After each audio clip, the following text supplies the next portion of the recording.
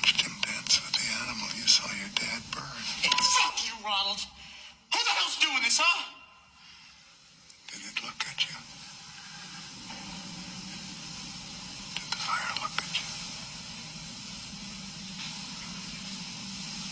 It did.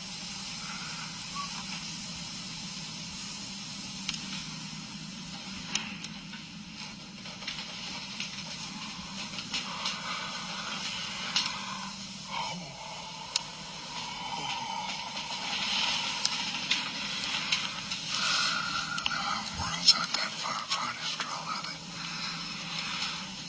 So, whoever did this really knows the animal well, don't they? They know him real well, but they won't let him loose. They won't let him have any fun, so they don't love him. Now, who doesn't love fire? And as a round trip to